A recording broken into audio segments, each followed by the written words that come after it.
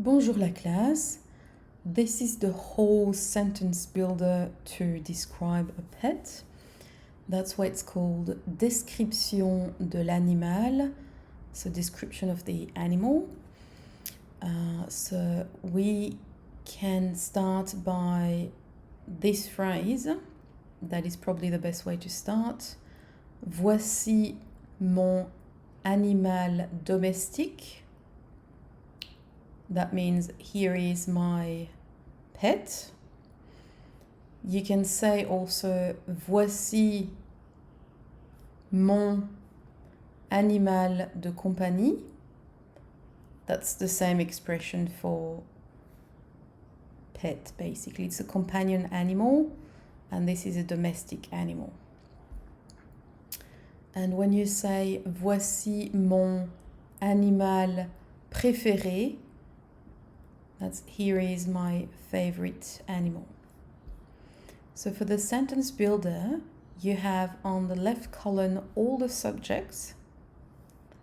In the middle, you have all the verbs. And then on the right hand side, you have all the complements. And it goes in that order, 1, 2, 3. So to start with, we have il s'appelle, and you're going to add the name. So his name is. Il va bien, he goes well. Il va très bien, he goes very well, so he's going well. Il va comme ci, comme ça, he goes so-so, so he's so-so. Il va mal, he's going very bad, so that means he's not feeling really great.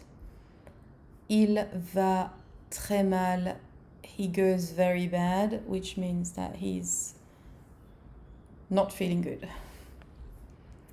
Il est fâché, he's angry. Il est content, he's content. Il est nerveux, he's nervous. Il est fatigué, he's tired or fatigued. Il est stressé, he's stressed. Il est triste, he's sad. Il est cool, il est tranquille, pardon. Or you can say il est cool. I'll add it here. We use the word cool in French as well. You may have some other ones that you know from prior knowledge, and that's fine to add them on. Il a ans. So that's how old he is. So if you say il a 3 ans, he is 3 years old. So here you will put the number. Il est né le. So you're going to say the date when he was born. So il est né le 7 octobre. He was born on the 7th of October. Son anniversaire est le. So his birthday is on. Same, you're going to add the date. Il est d'Australie. So he is from Australia. Il est de France. He is from France. Il est australien. He is Australian. Il est français. He's French. And we've seen a lot more nationalities term 1. So you may refer to these to use. Il parle français. He speaks French. Il parle anglais. He speaks English. And same, we've seen the languages term 1. So you can use that as a reference. Il habite dans une maison à Sydney. He lives in a house in Sydney.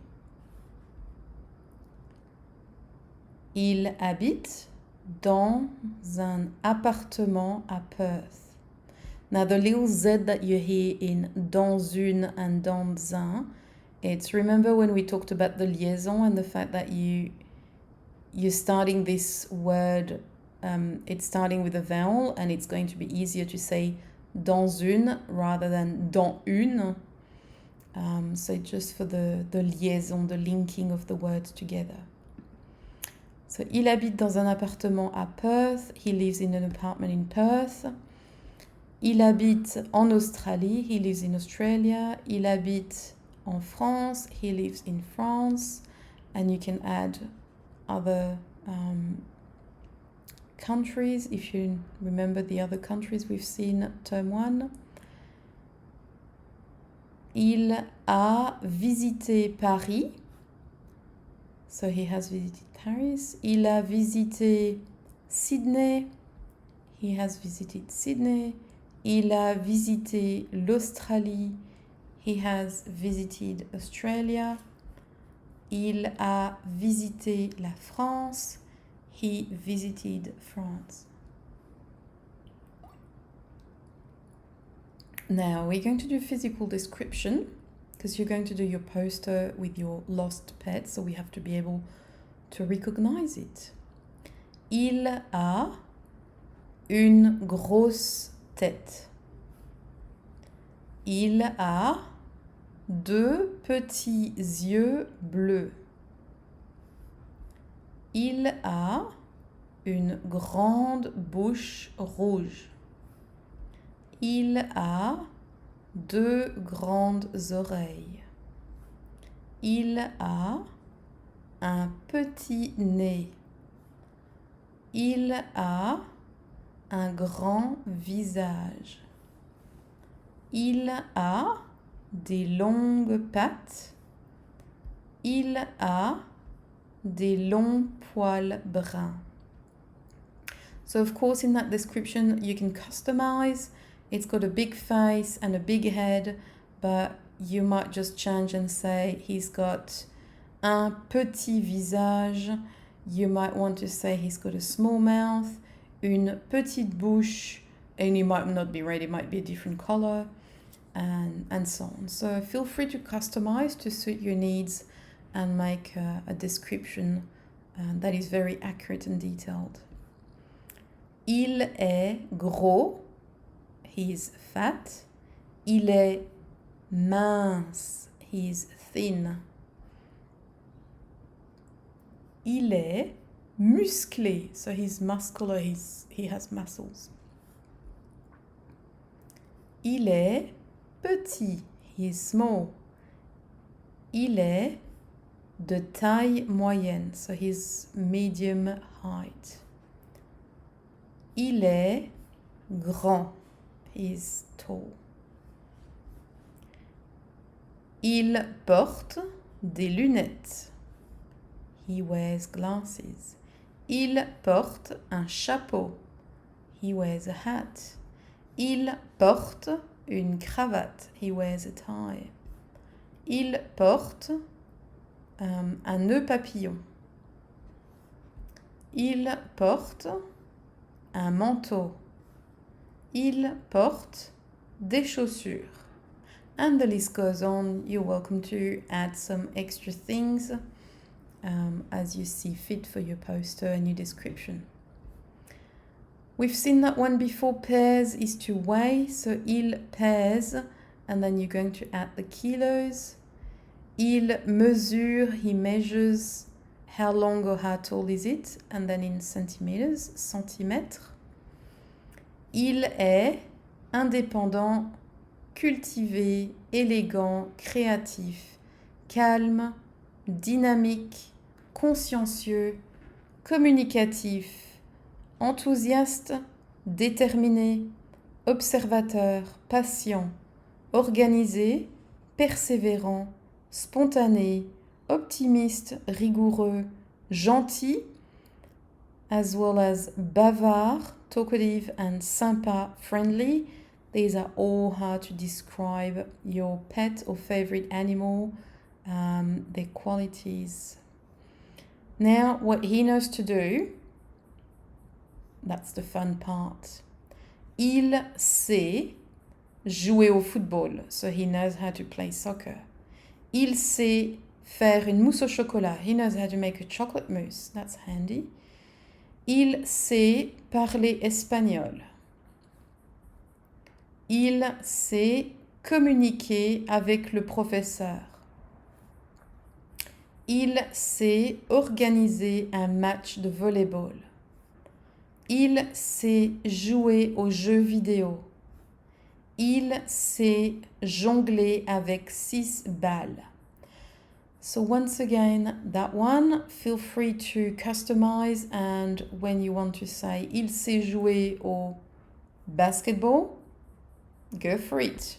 Il sait faire une pizza, go for it if he knows how to make a pizza. Il sait parler russe, he knows how to speak Russian, so you can practice your Russian with it. Il sait communiquer avec ma famille, he knows how to communicate with my family, which is very plausible with a pet, and so on. So you have a lot of ways of customizing this to suit your needs. Reminder with likes, dislikes, and preferences. Il aime le basketball, le football, le baseball. We can use instruments as well. Le violon, l'accordéon, school subject, la géographie, le français. We have le sport, la religion, l'histoire, history, les mathématiques, and the list goes on. Always go to the simplest thing. So PDHPE, just transform into le sport. That is easier than saying le PDHPE. Simplify it. Il adore la danse, le ping-pong, la religion, l'anglais. So that's English. So the English subject or speaking English. Il déteste le rugby, le piano, le sport, l'histoire. Il préfère l'harmonica, la trompette, la flûte, les mathématiques, les sciences. So I've tried to include as many school subjects if that can be useful. Il n'aime pas le saxophone, la musique, la pizza, l'art. Il mange, so he's eating le chocolat, la tarte aux abricots, la pizza, les pommes,